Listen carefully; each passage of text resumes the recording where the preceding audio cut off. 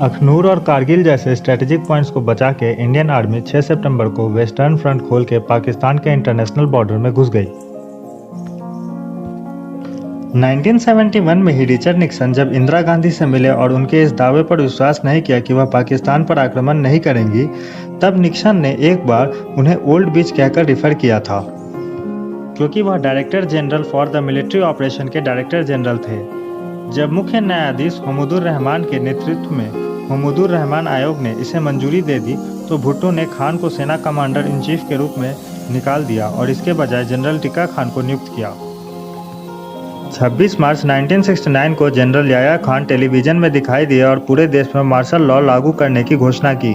1962 के संविधान को निरस्त कर दिया गया, संसद भंग कर दी गई, आयोग के नागरिक अधिकारियों को बर्खास्त कर दिया गया। इसीलिए तो कहा जाता है, कलयुग में जैसा करोगे वैसा ही भरोगे। नमस्कार दोस्तों, स्वागत है आपका हमारे हिस्ट्री सीरीज के सेकंड वीडियो में। इसमें हमने फर्स्ट वीडियो के ही टॉपिक को आगे बढ़ाया है, तो देखते हैं इसमें पाकिस्तानी जनरलों की आगे की कारस्तानी। इस लिस्ट में चौथा नंबर है जनरल मूसा खान का। जनरल मूसा खान एक पाकिस्तानी 4 स्टार जनरल थे, जिन्होंने 1958 से 1966 तक राष्ट्रपति अयूब खान के अधीन पाकिस्तानी सेना के कमांडर इन चीफ के रूप में कार्य किया। सेना के कमांडर इन चीफ के रूप में अपने कार्यकाल के बाद में वह एक पॉलिटिशियन बन गए। 1950 के दशक में ईस्ट पाकिस्तान राइफल्स में मूसा खान की कमांडिंग असाइनमेंट के रूप में भूमिका रही थी। इसके बाद उनका करियर अच्छी तरह सेना में आगे बढ़ा और 1958 में राष्ट्रपति अयूब खान द्वारा उनकी नियुक्ति कमांडर इन चीफ के रूप में हुई। जब 1958 में मार्शल लॉ लागू हुआ, तब मूसा खान का प्रमोशन कंट्रोवर्सी के साथ हुआ। कई लोगों द्वारा उनकी नियुक्ति योग्यता के बजाय निर्भरता पर आधारित मानी गई। 1962 में सिनो इंडिया वॉर के बाद जब भारतीय सेना कर्मियों और उपकरणों में बदलाव कर रही थी, तब पाकिस्तान के फॉरेन मिनिस्टर जुल्फिकार अली भुट्टो को लगा कि यही सही मौका है और उन्होंने ऑपरेशन जिब्राल्टर को लॉन्च कर दिया। इसका पता जब जनरल मूसा खान को चला, तो उन्होंने बैकअप न होने के कारण ऑपरेशन के खिलाफ विचार प्रकट किए, जिस पर उन्हें राष्ट्रपति अयूब खान का समर्थन भी मिला। ऑपरेशन जिब्राल्टर के फेलियर के बाद 5 अगस्त 1965 को पाकिस्तान की ओर से युद्ध की शुरुआत हुई, जिसका मुंहतोड़ जवाब इंडियन आर्मी ने दिया। अखनूर और कारगिल जैसे स्ट्रेटेजिक पॉइंट्स को बचा के इंडियन आर्मी 6 सितंबर को वेस्टर्न फ्रंट खोल के पाकिस्तान के इंटरनेशनल बॉर्डर में घुस गई, जिसके जवाब में मूसा खान ने GHQ को रिस्पॉन्ड करने और 12th डिवीजन को भेजने को कहा। फिर अयूब खान से ऑर्डर आने के बाद controversially GCO major general Akhtar Hussain Malik को मुक्त करके याह्या खान को कमान सौंप दी, जिसके परिणाम स्वरूप सेना की गतिविधियों में देरी हुई और ऑपरेशन की अंतिम विफलता हुई। आदेश परिवर्तन के कारण विफलता के बारे में जनरल मूसा खान ने अपने कार्यों को उचित ठहराया कि उनके पास एक कमांडर या स्टाफ का चयन करने का समय नहीं था। फिर USSR द्वारा मध्यस्थता की गई और युद्ध शांत हुआ। युद्ध के बाद मूसा खान ने 2 बुक्स लिखी, पहला माई वर्जन और दूसरा जवान से जनरल। 1966 में रिटायरमेंट के बाद मूसा खान वेस्ट पाकिस्तान के गवर्नर बने और 1985 में प्रेसिडेंट जियाउल हक ने उन्हें गवर्नर ऑफ बलूचिस्तान बनाया। साल 1960 में उनको पाकिस्तान हॉकी फेडरेशन का प्रेसिडेंट भी बनाया गया था। इसी दौरान पाकिस्तान 1960 के समर ओलंपिक रोम में भारत को हराकर गोल्ड मेडल जीती थी। जनरल याह्या खान पाकिस्तान आर्मी के 5वें कमांडर इन चीफ। इनका पूरा नाम था आगा मोहम्मद याह्या खान। यह पाकिस्तान के 5वें कमांडर इन चीफ थे और तीसरे राष्ट्रपति। 1947 में जब भारत का विभाजन हुआ, तब यह पाकिस्तानी सेना में शामिल हो गए थे। ऑपरेशन जिब्राल्टर में भी इनका हाथ था, जिसके कारण 1965 का युद्ध हुआ। 1966 में विवादास्पद रूप से सेना के 5वें कमांडर इन चीफ होने के बाद याह्या खान ने 1969 में पूर्व राष्ट्रपति अयूब खान से राष्ट्रपति पद संभाला। याह्या खान ने संविधान को निलंबित करके मार्शल लॉ लागू किया। पाकिस्तान के आज़ादी के 23 साल बाद 1970 में देश का पहला राष्ट्रव्यापी चुनाव आयोजित करते हुए उन्होंने पूर्वी पाकिस्तान से विजयी शेख मुजीबुर रहमान के सत्ता परिवर्तन में देरी की, जिससे विरोध प्रदर्शन हुआ, जिसमें लगभग 30 लाख लोगों का कत्ल हुआ। भारत में 1 मिलियन रिफ्यूजी घुस आए और 1971 का युद्ध हुआ, जिसमें पाकिस्तान की आर्मी ने इतिहास रचते हुए आत्मसमर्पण किया। 1965 के युद्ध में पाकिस्तान आर्मी के पास एक कोर मुख्यालय था। युद्ध शुरू होने के साथ ही यूएसए ने भारत और पाकिस्तान दोनों की सैन्य सहायता पर प्रतिबंध लगा दिया था। इस प्रतिबंध ने भारतीय सेना को तो उतना प्रभावित नहीं किया, लेकिन पाकिस्तान सेना की तकनीकी संरचना में बड़े बदलाव किए। उसी दौरान अमेरिका के विदेश मंत्री डीन रस्क ने इसे अच्छी तरह से अभिव्यक्त किया, जब उन्होंने कहा, ठीक है, आप लड़ने जा रहे हैं तो आगे बढ़ो और लड़ो, लेकिन हम इसके लिए भुगतान नहीं करने जा रहे हैं। 1965 के हार के बाद 1966 में मूसा खान ने अपने पद से इस्तीफा दिया। तब याह्या खान को प्रेसिडेंट अयूब खान द्वारा सेना का 5th कमांडर इन चीफ नियुक्त किया गया। ये पाकिस्तान वाले अक्सर ही अपने आगे बढ़ाने वालों को डसते रहते हैं। 1968 में जुल्फिकार अली भुट्टो द्वारा लगाए गए राजनीतिक दबाव ने राष्ट्रपति अयूब खान को कमजोर कर दिया था।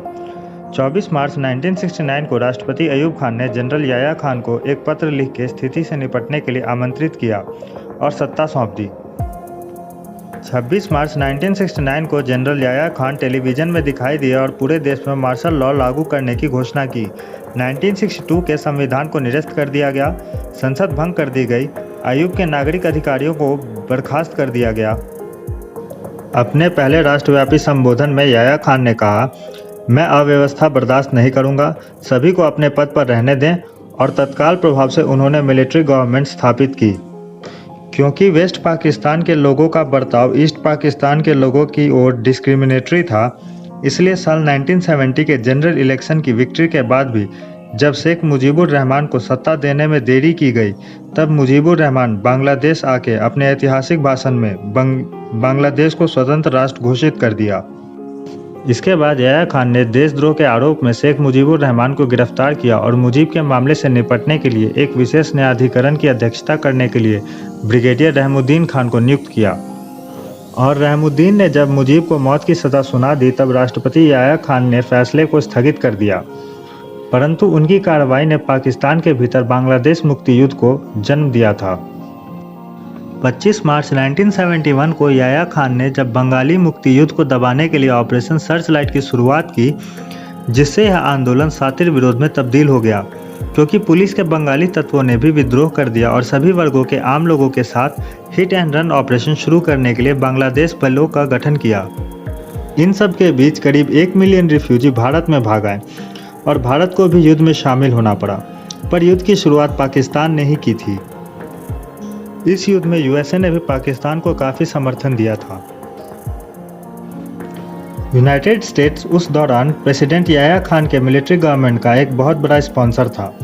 इसका पूरा डिटेल आपको ब्लड टेलीग्राम के ग्रे बैस के नोट्स में मिल जाएगा, जिसका शीर्षक है Nixon, Kissinger and the forgotten genocide.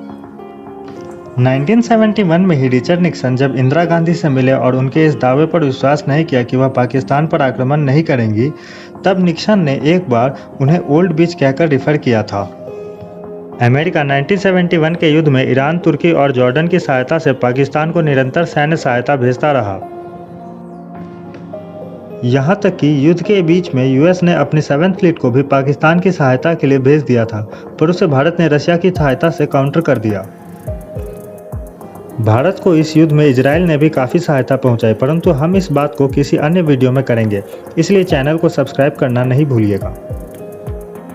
16 दिसंबर 1971 को ईस्ट पाकिस्तान में पाकिस्तानी सेना के आत्मसमर्पण के बाद बांग्लादेश का निर्माण हुआ। जब राष्ट्र टेलीविज़न के माध्यम से पाकिस्तान के आत्मसमर्पण की खबरें पहुंची, तो पाकिस्तान की जनता में काफ़ी गुस्सा और विरोध छा गया। याह्या खान युद्ध से सबसे ज़्यादा आहत हुए थे और अशांति को रोकने के लिए 20 दिसंबर 1971 को उन्होंने राष्ट्रपति पद और सरकार दोनों को पाकिस्तान के शक्तिशाली और लोकप्रिय पीपुल्स पार्टी के महत्वाकांक्षी नेता जुल्फिकार अली भुट्टो को सौंप दी। अगले कमांडर इन चीफ है जनरल गुल हसन खान। गुल हसन एक पूर्व लेफ्टिनेंट जनरल और पाकिस्तानी सेना के अंतिम कमांडर इन चीफ थे, जो 20 दिसंबर 1971 से 3 मार्च 1972 तक जुल्फिकार अली भुट्टो के अधीन रहे। साल 1971 का युद्ध, जो भारत के सामने एक तरफा आत्मसमर्पण के साथ समाप्त हुआ,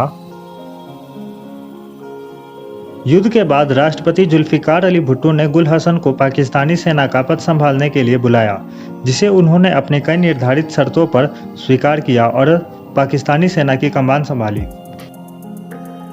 भुट्टो द्वारा विवाद में खान को उनके पिछले कर्मों के कारण 4 स्टार रैंक में प्रमोट करने से बचाया गया था।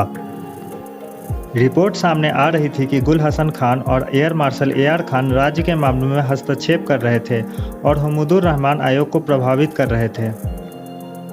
नए आर्मी कमांडर ने ISI पर कोई ध्यान नहीं दिया, इसके बजाय वह IB पर निर्भर थे, जिससे ISI के गुप्त अभियानों के बारे में उन्हें नहीं बताया गया और ISI ने सीधा राष्ट्रपति भुट्टो को रिपोर्ट करना शुरू कर दिया। 1972 में हमूदुर रहमान आयोग ने उन्हें पूर्वी पाकिस्तान में किए गए अत्याचारों में उनकी भूमिका के लिए फंसाया। किया हुआ अक्सर सामने आ ही जाता है, इसीलिए तो कहा जाता है कलयुग में जैसा करोगे वैसा ही भरोगे। उनकी इन्वॉल्वमेंट और 1971 के दौरान उनकी सैन्य अभियानों की विवादास्पद मंजूरी ने जनता में उनके खिलाफ आक्रोश उत्पन्न किया, क्योंकि वह director general for the military operation के डायरेक्टर जनरल थे।